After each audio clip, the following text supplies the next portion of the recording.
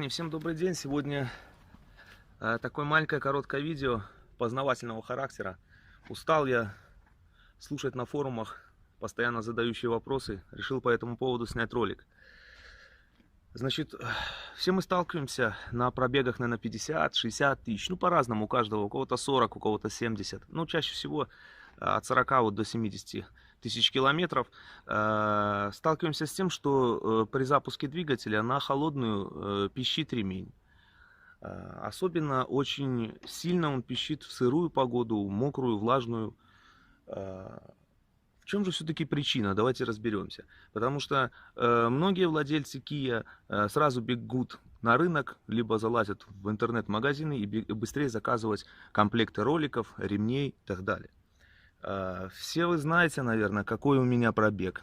Напомню, 289 тысяч на сегодняшний день.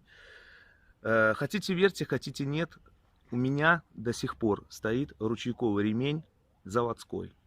Я его не менял и менять, в принципе, вообще не планирую. О чем это говорит? Это говорит о том, что если ремень запищал, это не значит, что он пришел в негодность. Нет. Просто в процессе эксплуатации, постоянных нагревов, охлаждений, свойства резины немножко теряется. То есть она не становится такой эластичной, как она была изначально. Поэтому на холодную вот именно происходит этот писк. Когда автомобиль прогревается, писк пропадает и больше не появляется до того момента, пока мы на следующий день не придем и не заведем вновь автомобиль. В сухую погоду, в летнюю, жаркую, ремень не пищит. Значит, сейчас я покажу способ один, которым пользуюсь уже достаточно давно. Пользуюсь регулярно, он достаточно эффективный. И если вы обратите внимание, на камеру, я так понимаю, видно, не видно, мой ремень до сих пор в идеальном состоянии. На нем нет ни трещин, он нигде не порван. То есть ремень прошел практически 300 тысяч, и он в идеальном состоянии. Значит, как я поборол писк, значит, расскажу в двух словах.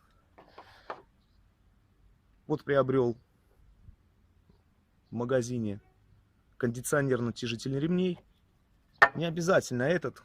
Можете абсолютно приобрести любой, даже самый дешевый. У них состав практически одинаковый. Смотрим внимательно на заглушенном двигателе, как расположен ремень, как он идет. Значит, обращаем внимание, что значит, дорожки вот у нас находятся на помпе. Тыльная сторона ремня вот находится на генераторе. Значит, идем и запускаем двигатель. Вот мы запустили двигатель.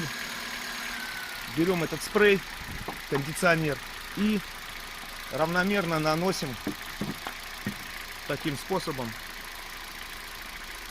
на ремень.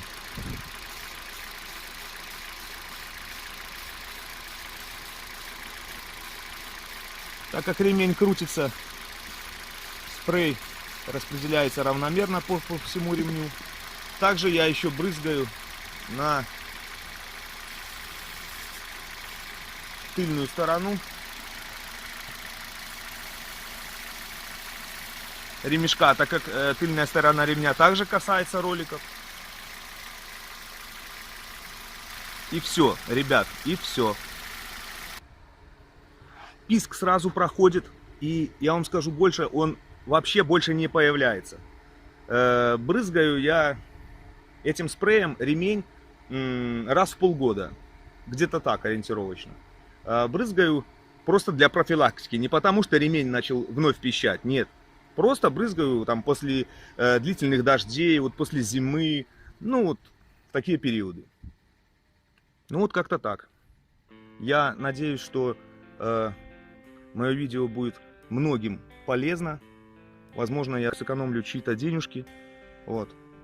И поверьте, наш ремень способен отходить очень-очень долго. Конечно же, при условии, что исправен натяжитель, не перекошен, там, ремень не режет нигде, не закусывает и так далее. Всем спасибо за просмотр, всего доброго, до свидания.